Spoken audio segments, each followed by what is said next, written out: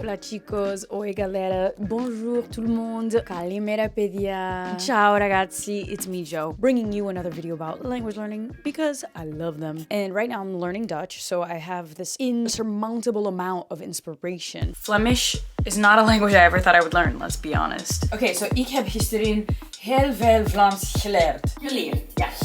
Geleerd. Goedemorgen. Vandaag is mijn zesde les. Zesde? Ik weet het niet. And it's like starting to come into my brain, but it's not clicking as easily. Het komt wel goed. Adem in, adem uit. Let's go.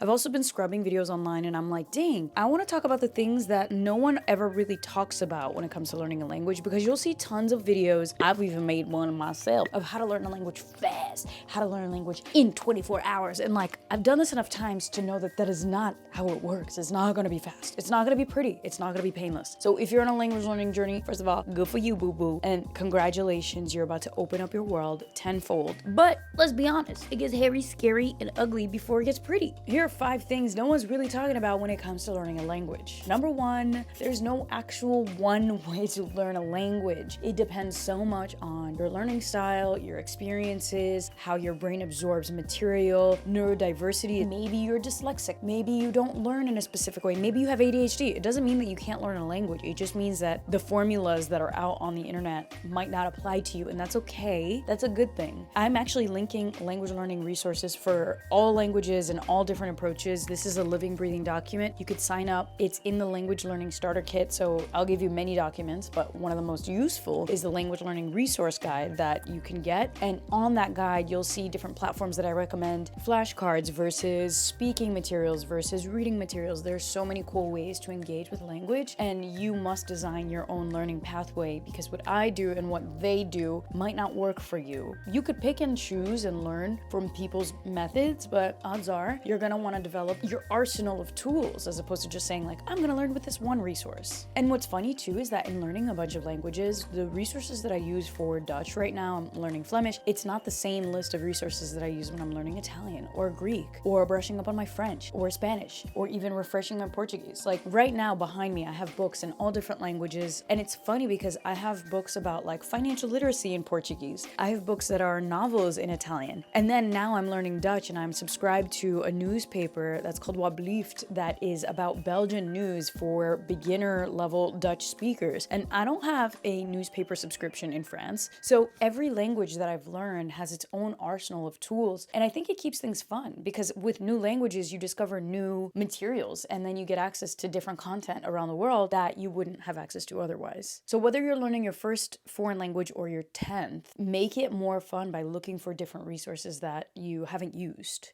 And again, my resource document will give you some inspiration if you don't know where to start. Number 2, you don't need to be in the place where it's spoken. You can design your own language learning temple, or as I like to call it, your fluent dojo. And you can get your mojo on in your dojo. Here's the thing, I actually couldn't travel for 12 years because I was an undocumented kid growing up in the States. I am originally from Brazil, então a minha primeira língua foi português, mas aí eu tive que aprender inglês, so I learned English as a 5-year-old. The minute that I learned the superpowers of language learning, I was like, damn, I want to keep doing this. So then j'ai commencé à apprendre le français à l'école. And also in my house in Connecticut. E poi ho cominciato a parlare italiano, imparare italiano, e leggendo I libri della scuola e tutto. So like Italian then became my next domain, and all of that was done in Connecticut, in a place very far from an international airport. And that is the point that I'm trying to convey. When I started learning Egyptian Arabic, it was because of a pandemic. I couldn't travel anymore. Yes, while it's very important to immerse yourself in the language, that doesn't necessarily mean that you must buy a plane ticket to do that. You could design your house, your space, and make it an international hotspot. And this tip applies even when you're like missing travel and you feel like simulating the travel experience. I need to make a video on that, where some days I wake up here in the middle of nowhere, Connecticut, and I simulate a day en France, but I'm still here, and I walk through the steps of what I would do if I were traveling. I just do it from my tiny little town. And the days are always more memorable. So this is a state of mind that's also going to help with your languages. And you can do this by looking up new music, new content,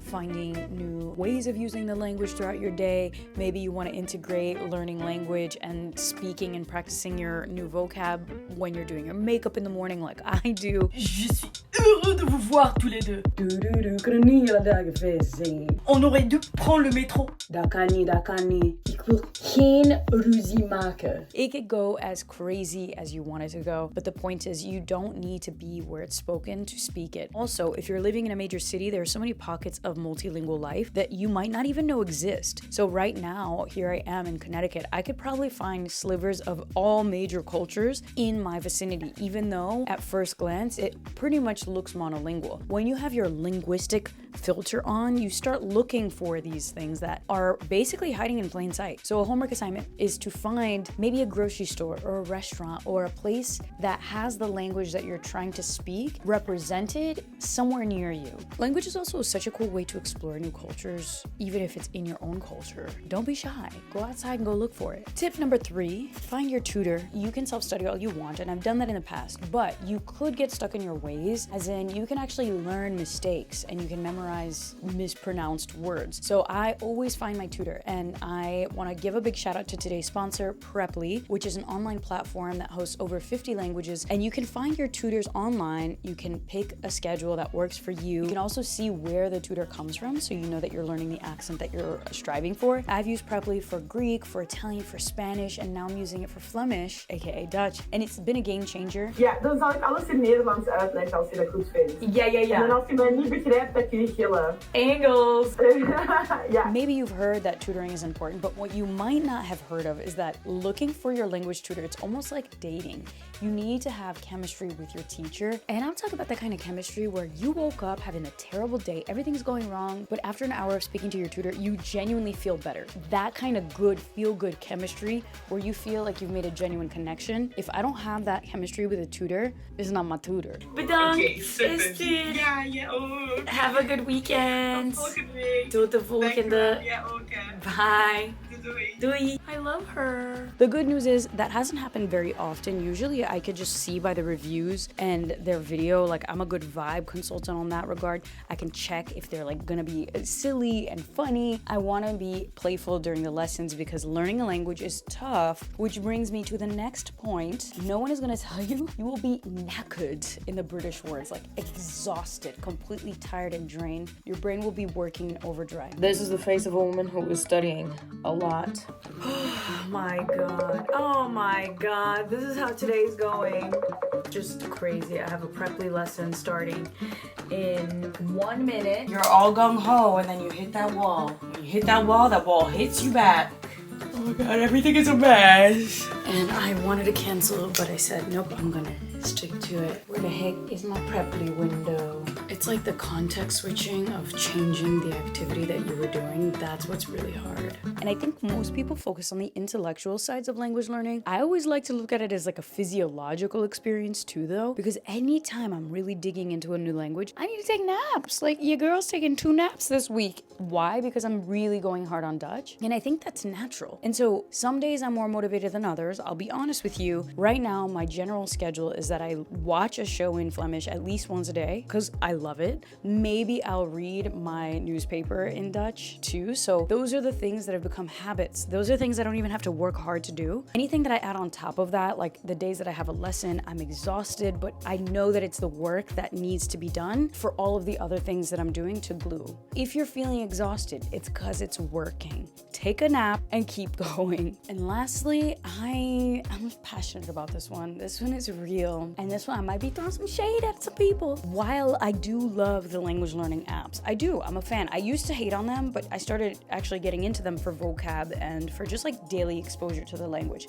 I must tell you, if you really want to learn a language, doing the apps alone will not do the trick. However, this is a polarizing concept because the polyglots that I know, the like hardcore linguists, they'll be like, screw the apps. I'm not that extreme. I'll say, use the apps. Just know that's not gonna be enough. And some apps are good at certain things that other apps are not as good at, and vice versa. For instance, I can use an app to speak and be actively using the language verbally, but I don't know what the words actually look like on paper, which is when I'll use another app that shows me vocab written down on paper. But if I'm only using one of the apps that shows me vocab on paper, or I'm only using the one that shows me verbal language. Do you see how there's a disconnect there? You need a combination of things to learn a language, which takes us back to the reality that I started this video with, which is that you will not learn a language in one specific way. That doesn't mean you need to shun all apps. It just means that you cannot rely on apps alone. It's almost like a balanced diet. Like, I look at language learning like you should look at your food pyramid. You can't just have sugar. You can't just have sweets. You need to have the meat, the grains, the veggies. So look at your language learning resource list as a pyramid and make it as balanced as possible to use the things that we use in everyday life. You need to read, you need to write, you need to speak, you need to consume.